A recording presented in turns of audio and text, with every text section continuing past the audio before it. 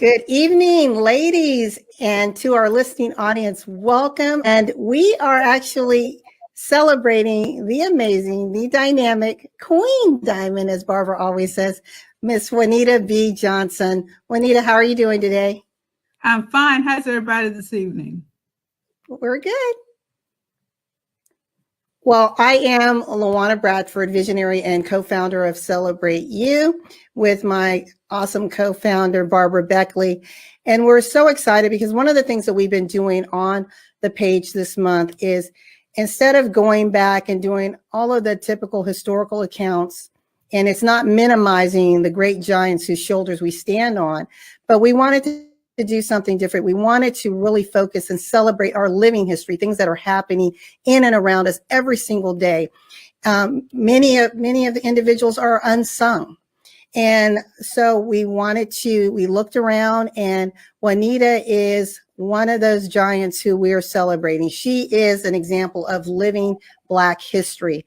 And I'm just so excited that she took the time and opportunity to be here on the show tonight. It's an honor and a privilege to have someone who not only is a living legacy of African-American history, but also is a student and a voice for African-American history. So again, welcome, Juanita, and welcome to everyone who is joining us this evening. Thank you so very much. Well, this is going to be just very conversational, and you see this funky kind of backdrop that we have here. I was trying to create a quilt, kind of giving that format, because we know that the quilting was very much a part of our history, and just symbolically what piecing the quilts would mean. So I'm going to turn that over to you a little bit, and then we're going to segue into an amazing accomplishment that you did. So can you just share a little bit about what quilts mean within the African-American community, Juanita? Well, I definitely can. At least I know what it means in my family and in my life. Quilts are beautiful pieces of heritage that are passed down, that have practical applications that keep you warm, but they mean so very much in terms of how they were constructed, how they took a little bit of this, a little bit of that, and were patched together with love, many times with limited supplies. But when it's all together, when all the quilt pieces are put together, you have this beautiful tapestry of something that's unique. I've never seen two quilts that are just alike, which is, to me, reflects how we are as people. None of us, we may be similar, but we are all unique and beautiful, and together we make something just outstanding and one of a kind. And in the African-American community, quilts did not start off as beautiful pieces of art. They started off from a position of practicality that took on beauty as time went on. We weren't given the opportunity to have the best fabric, to have the best designs. They were all created individually and uniquely from a scrap of this, a piece of this, a memory of this. And sometimes in the quilts, there were codes. There were family codes. There may have been community codes. And so, like many things that we have shaped in the African-American community, we took something that was considered discarded, useless, of limited value, and turned it into something very beautiful. That is, to me, it's not just also a piece of furnishing or a family item to provide warmth and security and a sense of belonging. It also speaks of how we've taken what America has given us, which is very little in many times, and weaved such beautiful lives of hope, of courage, of determination, of audacity. And so to me, a quote symbol is not only a practical application of fabric and use of creativity, the artistic side of a quote, but also just how you can take something that really was discarded, others who literally owned the fabric didn't want it anymore, and turn it into something very beautiful, unique, one of a kind, and everlasting. Because I know in some families, quilts have been passed down for at least the last 75 years, and I'm sure those families that really preserve the quilts probably have close to that could be even between 120 and 170 years old. And that's saying a lot for something that was considered scrap or not valuable to have lasted that long. And many times America has seen Black people as scrap or not valuable, or something that doesn't last, something that could be replaced. If one of us were to die, well, give me another one. So I see a lot of metaphors within the framework of a quilt. I love that. Barbara, I'm going to turn it over to you to respond, and then I'm going to get into the meaning of Sankofa Griot. So Barbara. Well, I'm loving that you talked about the quilt, because when I was listening to you, I was just thinking about, because I always put pictures in my head when I hear people talk, and I make a movie in my head. So I'm just thinking about how all the way back, like maybe 1800s, how, the women, and they got together, they put the quilt together, they found the parts. Like you said, it wasn't that the quality of it, but they knew that it was going to mean something. So even way back then, they knew that they had to bring this legacy on. So I'm loving that, the quilt represents that for, the Black history, for families. So that's incredible. That's awesome. And I love what you said about the hidden codes that were sometimes woven or sewn in the fabric, and then that takes us to after you define what it means for those that aren't familiar with the term Sankofa and Griot, that will take us into and again, kudos and congratulations to you for your book, The Audacity Code, Coloring Black Outside the Lines. Coloring Black outside the lines. And so let's first start with the word Sankofa and then Griot. Sankofa is a West African term, which means to go forward by looking backwards, to take the wisdom from the past and apply it to the present and the future. The word griot is, again, a West African word, which means a storyteller.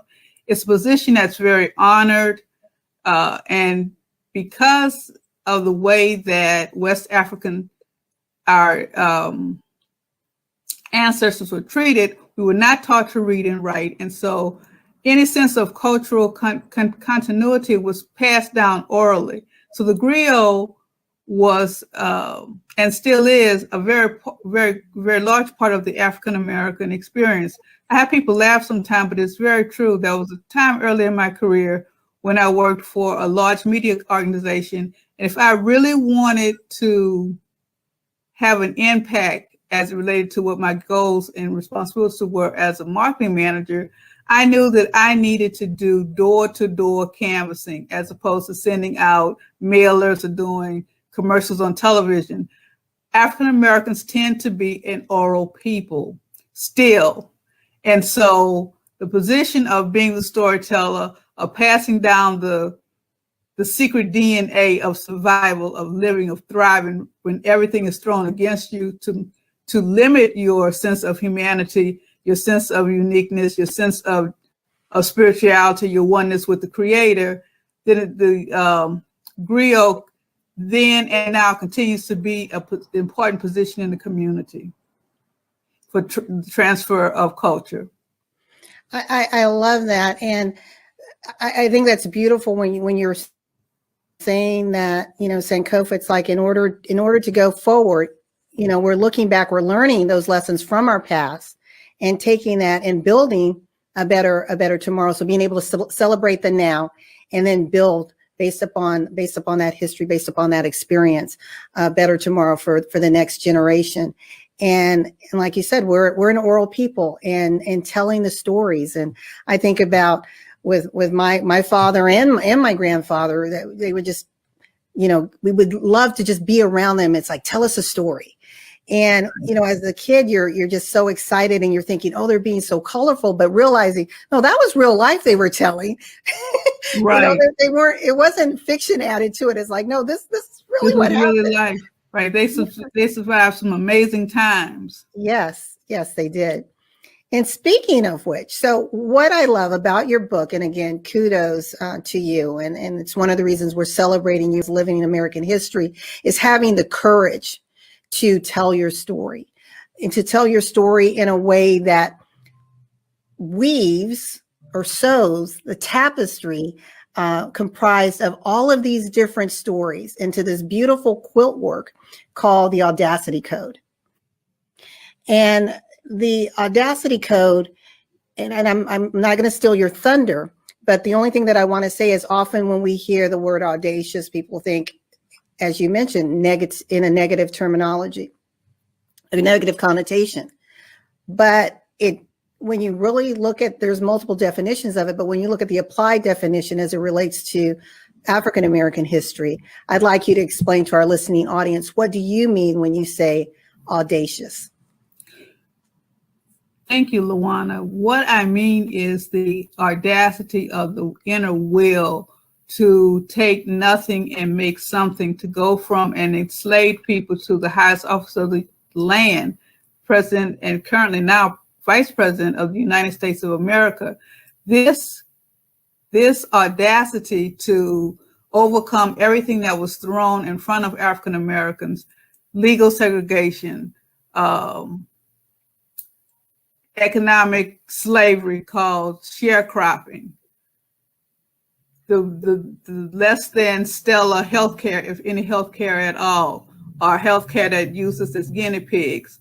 There are so many things that African Americans have positively been audacious about to overcome any obstacles in our way. We've had to push up, press up, stand up, be counted for those things that are positive about audacity, the positivity of desire, vision, accountability, trustworthiness. Everything that is negative has always been applied, or it appears to have been applied against the African American. But despite it all, we still remain a very loving people, a very accepting people, a people who continue to have hope.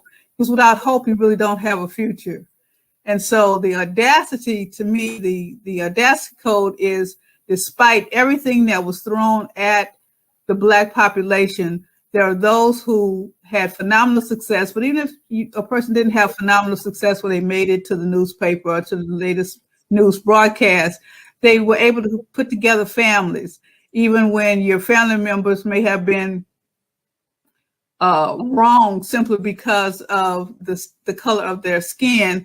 We still, even in those tragedies, we banded together, we press forward, and we hope for a better day, if not for ourselves, for our children or our children's children.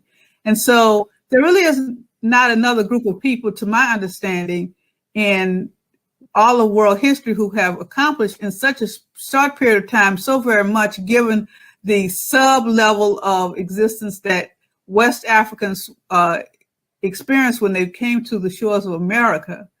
And so I think that as I refer to audacity as positive audacity, not the audacity to insult somebody or to be negative toward a person, because many times if a African-American gentleman did not jump off a sidewalk so that a non-African-American woman could pass by, they were considered audacious. They didn't know their place, second-class citizen. And then unfortunately, sometimes it also could mean a beating or some other physical assault. I think to gentlemen who served in World War II, like your father, there were a couple of gentlemen in America who came back to small town USA, walking around in their, probably like many other gentlemen, walking around in their military uniform. But for a few African Americans, it did not end well. They were literally hung in their uniforms. That's because they had the audacity to be proud of what they had done to spread democracy for the world, for a country that at that point in time was not very democratic for the average African American.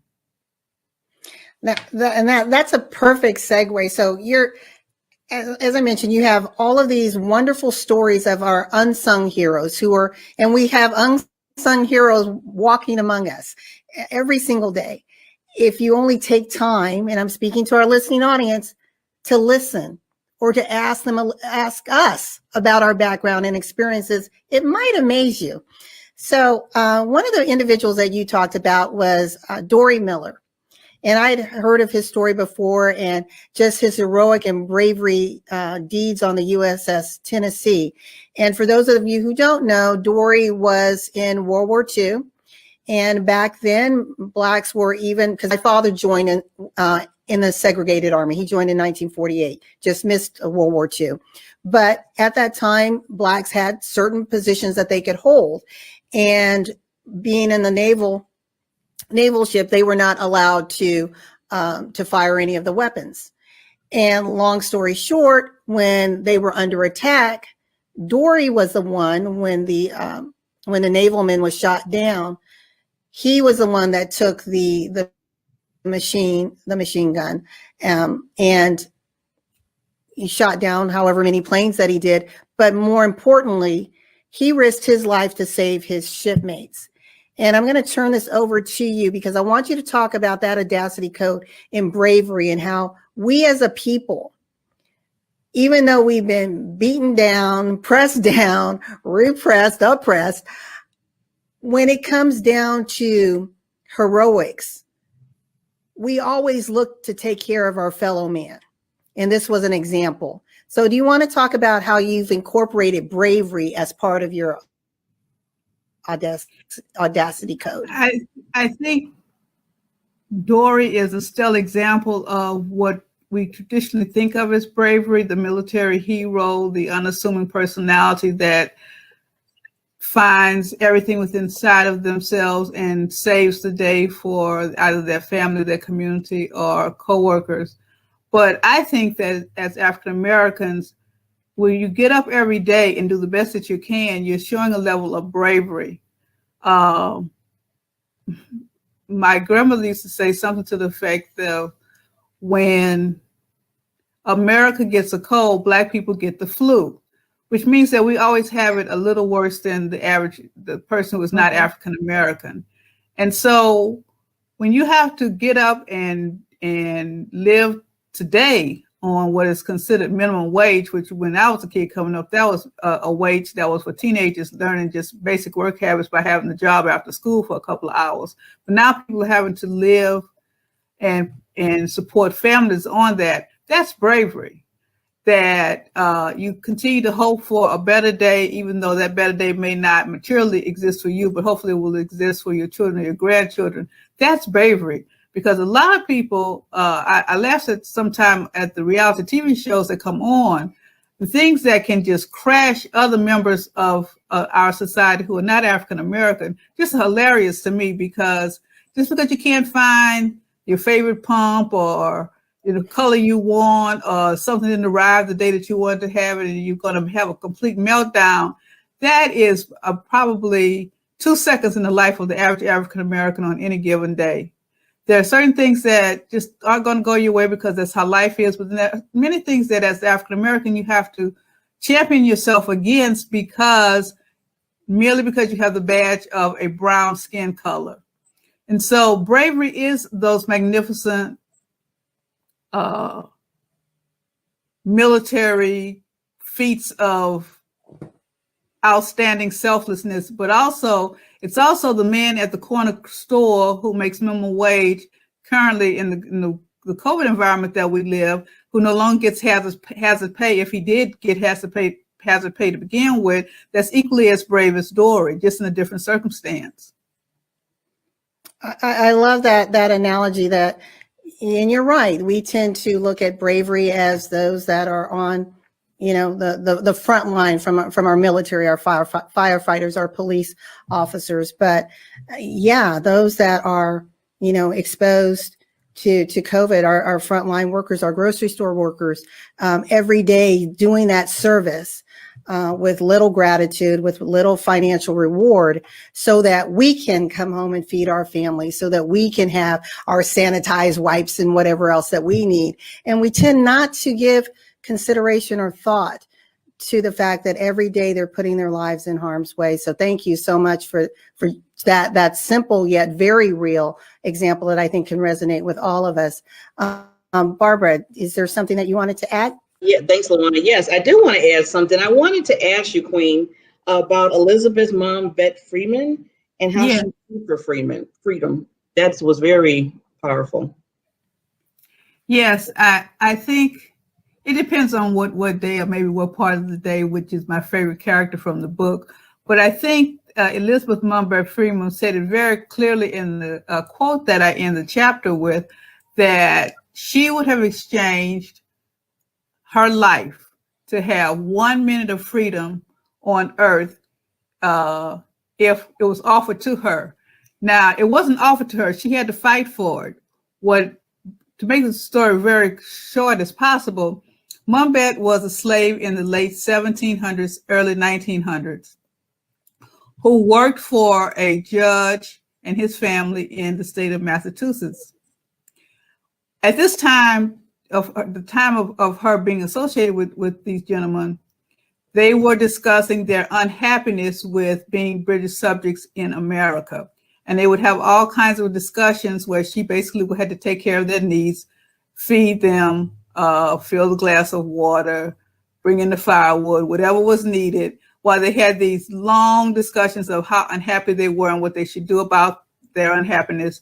And a great deal of it centered on their sense of personhood, that they had the right for liberty, freedom, justice, a sense of self-direction.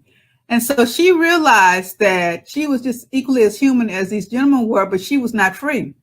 Her husband, she had married, she had a daughter, but her husband had lost his life in the American, what we now call the American Revolution, leading up to the American Revolution. And so she audaciously sought out the help of one of the gentlemen who would constantly be at the home where she worked to take her boss, his peer, another legal professional, to court to sue for her freedom. And she based her argument on what is now the Massachusetts Constitution. And so the audacity for her to leave her place of employment, to go to someone who at one point had a checkered record as related to the enslavement of other people, to ask for help, for this person to accept the case, develop the case, bring the case, and ultimately win the case based on her very simple assessment of her personhood. I am just as much as human as you gentlemen are, and I would like my freedom just like you like your freedom from England. And fortunately, she did win her freedom, but she won more than just her freedom. Her case set the legal precedents to basically abolish slavery in the state of Massachusetts. And it would have been wonderful if it would have been a case that could have abolished slavery in America.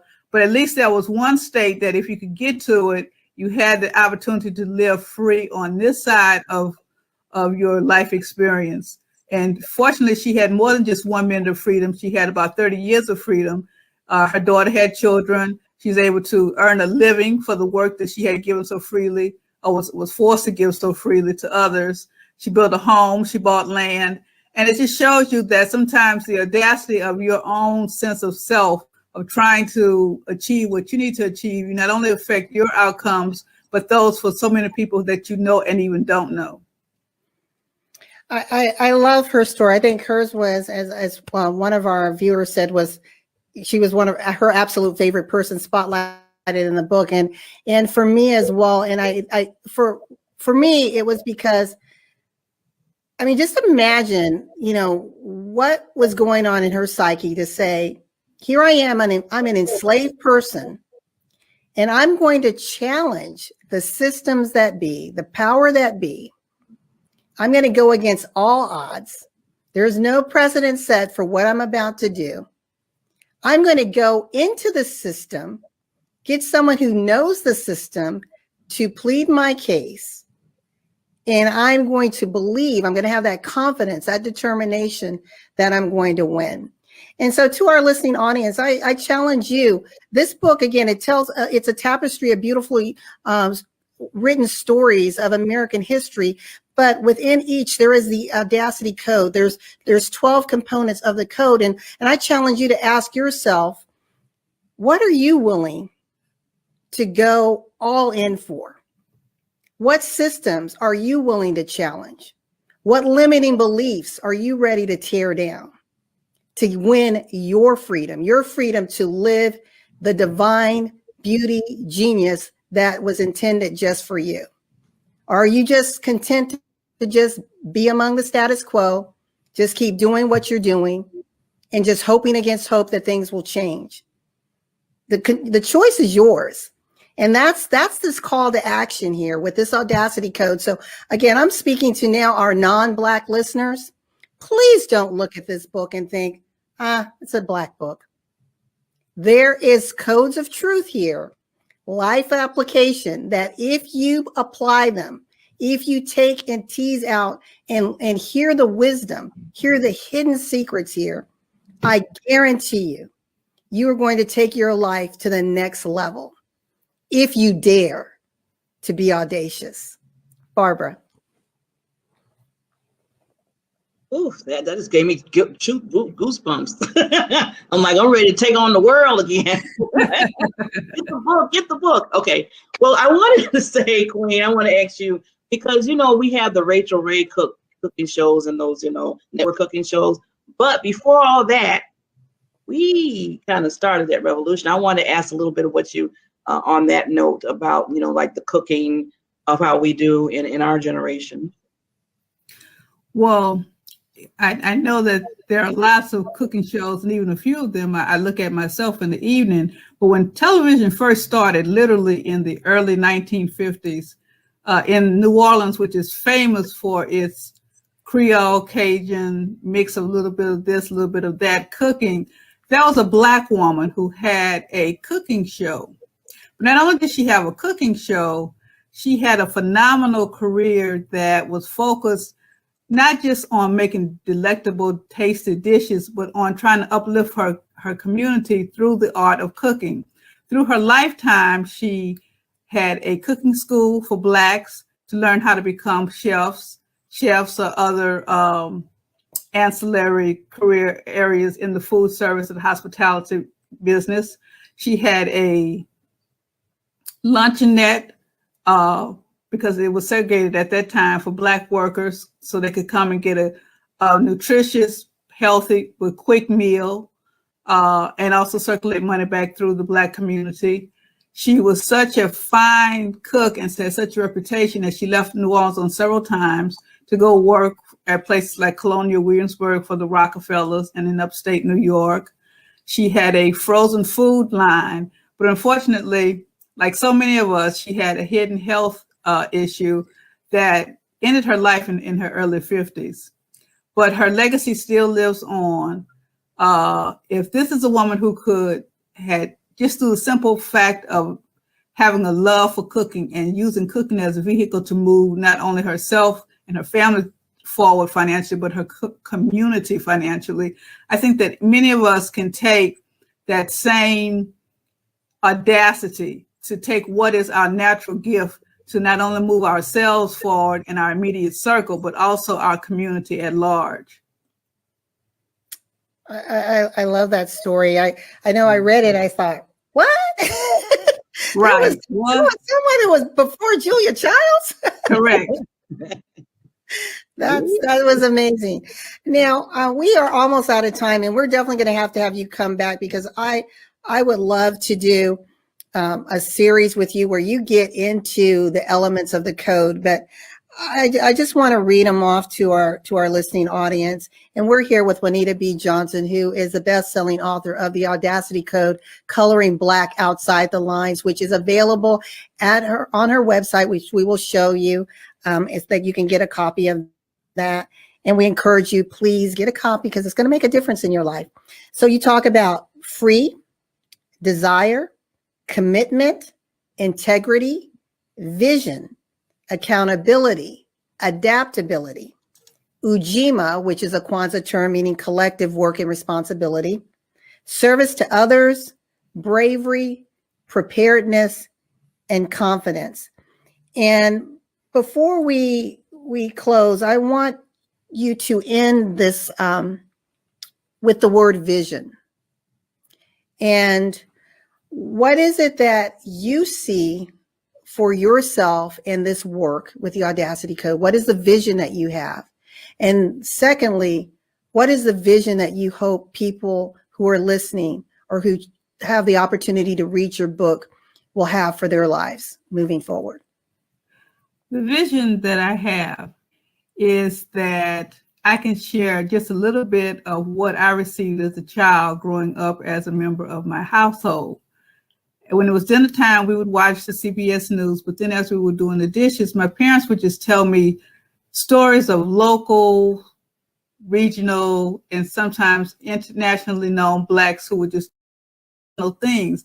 So as a child, I listened, but then of course they're going to repeat the story as time goes on. And then when I started validating by my own independent research that what they was telling me was correct, it just made me feel such a sense of pride and resolve. And it also gave me, I didn't realize it, this fearlessness to believe that I could be and do anything in this world that I chose to do.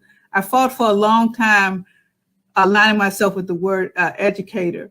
I'm not an educator in the sense of in a classroom, but I do like to teach people or to challenge people's perceptions, the limited perceptions of African Americans here in the United States.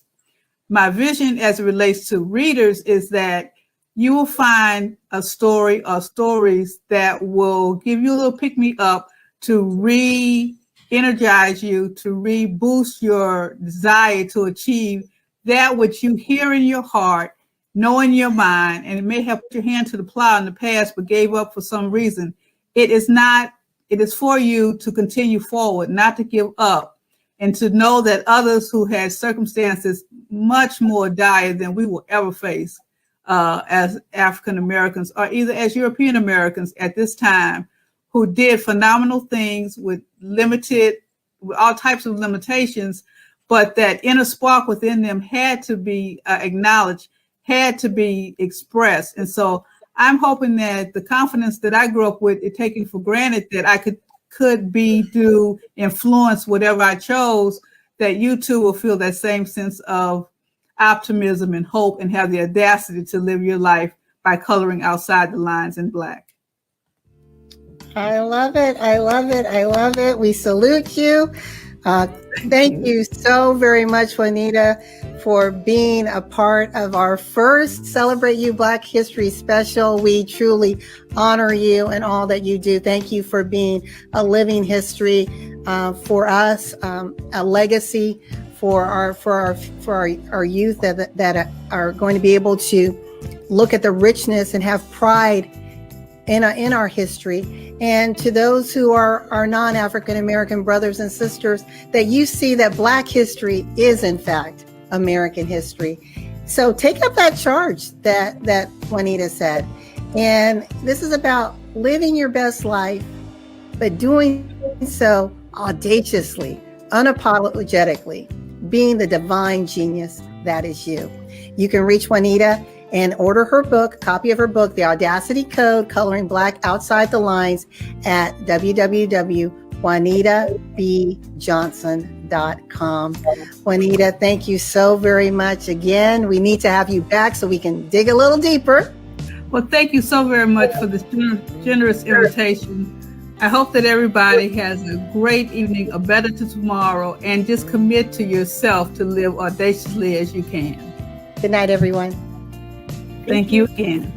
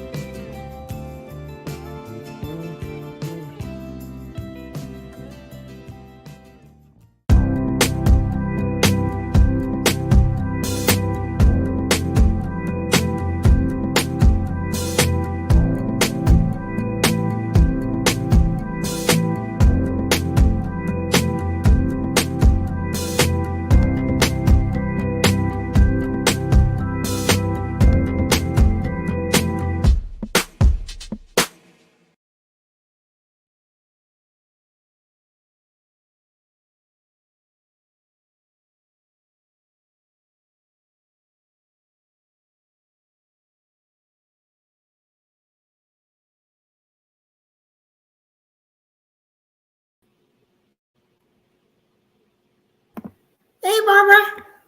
Hey, Miss LaWanna, how you doing today? I'm doing well. How are you? Good. Author's Corner. I always look forward to being on with you with the authors. After the after talk.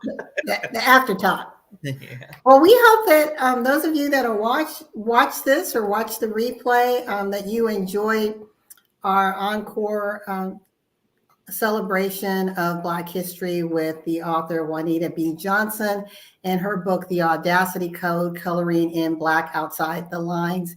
And again, this book is just packed with a lot of the untold stories of Black American history, the American history. And we just felt it was very important for us to not only highlight her as living history, her contributions in being this historian and storyteller. She calls herself the Sankofa Griot, and bringing this collection of rich stories for us in the Black community to kind of beam with pride of some of those unknown facts, but then for those around the world to realize the contributions and the impact that we've had as a community on American society and society as a whole.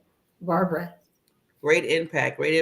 And that's what I love about, we're just finding more insight. Even myself, I always look back at when I was growing up and going to school, and we were just having those classes that did not, and it was so sad that it wasn't really introducing me to Black history in a way where all these different inventors and people that was, it was just a regular like Martin Luther King and stuff, but just to have now and what, she was talking about is very enlightening. And I mean, I know I always say, you know what, you're never too old. So I have to tell myself I'm a student at heart. And just learning about that is awesome. Yeah, it's huge because, so much of our history here in the US has either been omitted, which we know from the history books, or it's been whitewashed. I mean, when I think back when we were in elementary, middle school, and high school, everyone heard the same thing. There was Crispus Attucks, right? The first person to die on American soil, fighting for the freedom of the nation. And then it goes to, if you were lucky, if you had a good high school, you may have heard about Phyllis Wheatley, who was a Black poet, who was a former slave. And then there's like this huge gap. And then all of a sudden you hear about Frederick Douglass and Harriet Tubman and the abolitionists and the fight for freedom. Yeah. Then there was a huge gap. And for some reason, the whole Black Renaissance period was, if you happen to touch on it, yay for you. But typically that was overlooked. And then it jumped to MLK. It's like, okay, we had only 4 or 5 people who did something from, the inception of slavery to this country until now. But those were the same, like you said, the same stories that we heard. And then what's frustrating is when people say, why do you have to have an entire month? It's like the month isn't for us. The month is for the world to recognize everything that hasn't been brought to light, right? It's to remember, it's to celebrate. Like we've said before, we're Black 365. We live that. It's a lived experience for us, and it is very, very unfortunate that it's just a little. You sneeze and you've missed Black history. If you're trying to find it in the school books, I mean, you sneeze and it's gone. Yeah, it's gone. And that's one little. Sad. It's sad. So, I think what Juanita did is just amazing. I mean, I think of all the people that she had mentioned, I think I had only heard of maybe 3. But my dad is such a huge, scholar on Black history, but. He's history of himself. So your dad is history of himself. Yeah. He should be in a book. They need to be putting him in a book so we can read about him, because he's history of himself. Yeah. Yeah, well, Barbara's talking about my dad's a Buffalo soldier. And he entered the Army in 1948, served 30 years. And he always says, never forget the 30 days for the U.S., served this country very proudly. But when he joined the Army, Barbara, it was still a segregated Army. Yeah, no, it was segregated. It was like he says, it was a very different world. And we were talking about everything that we're experiencing, or his grandchildren who are 16, you hear about the shootings and other things. And he said, for them to read in the paper, to pick up the paper and read about lynchings, he said that was common. That wasn't like you didn't look at it in shock. It was like, oh my gosh, that's what was happening. And it's like the same thing now when we look at so many who are dying, to gun violence, and whether it's police violence and just all the other just atrocities that are happening. People can get desensitized to it. You see it so much, the shock and awe wears off. But we still need people to bang that drum and say, nope, this isn't how we're supposed to be as humanity. We really need to, as Rodney King said, can't we all get along? Right? Yes. Powerful words from Rodney. That should be legal. We all get along. Yeah, we all just get along. Yeah. So Barbara, I know we've got just a couple minutes before we sign off, and one of the things we do with Author's Corner is we give little tidbits, but we've got a live tidbit coming up on Tuesday. So you want to tell them about our Clubhouse event? Yeah, so we're going to be coming into Clubhouse, and it's going to be Tuesday at 7:30 p.m. Eastern time. And I always tell people to do the other time zones. We're going to be talking about the 5 key steps to increase your book impact. Now that you wrote the book, we always say this, now what? Now what? And a lot of times we either let it sit in the garage, in our house, maybe we do a giveaway once in a blue moon, and it's like you put so much in it. So you need to create, and you talking about you want to create an impact. So let's give you some tips on how to do that, and don't let it sit. Why let your story, your personal story, or what you put together that you wanted people to learn from you, sit somewhere in a corner? So that's what we're going to be doing on Tuesday in Clubhouse, just giving you some 5 key steps, elements of regarding about impacting your book and what you've been writing on. And we're going to talk about the conversation about visibility. That's the depth of it. Yeah, and I love that. And so we encourage you, if you're a woman and you're an author, or you're thinking about becoming an author, you don't want to miss this one. This is going to be a really engaging 1 hour, very, very informational packed. And we definitely will be entertaining those that are in the audience if they want to come up on stage. But it's introducing you to a platform that Barbara and I have created to help you create scalability as it relates to visibility. Barbara is a visibility and social media strategist. So what does that all mean? Is getting on anyone's stage, is that what you want to do? What's your big why factor? So we get into, again, some of the nuts and bolts of that. And is there anything else we have coming up? Oh, this is important too. With visibility, if there are any authors out there that are looking for their own commercial, that sizzle, that's something that you can hand out or showcase that says, wow, this is me, this is who I am, let us know, because our collaborative companies actually help to work and design videos for you. So they start from a 30-second on up to, if it's like an infomercial type of video. But all of these are customized, and we find that they're very valuable. And if you're looking to kind of separate yourself from the pack, that's what you want to do. In fact, Barbara had a great video that she did for an author, Barry B. Mixon, and it was just very captivating and instantly showed you who he was, a little bit about his journey, kind of his platform, meaning that key message. And it's something that he can use, forever if he wants. But those are just some of the examples of information that we're going to do and tools that we're going to bring to our authors on this stage. And if you want to be an author, make sure you DM me, an author being featured on Power of the Pen. DM me, LaWanna Bradford or Barbara Beckley, and we'll make sure you get the application. And we would love to have you. Barbara, anything else before we close out? No, that's wonderful. But just like I just tell people again, we're gonna say it. Just take advantage of this, because you don't want your story to go, to not. You don't want to go to the side. So pick up these key steps that we're bringing you. Pick up the video. Be that person that's outside of the back, and believe me, you'll see an increase in every ways of your life. Love it. Love it. Well, we will see you all next week on Power of the Pen. Until then, stay safe. And remember, Black history is American history. Until next time. Bye, everyone.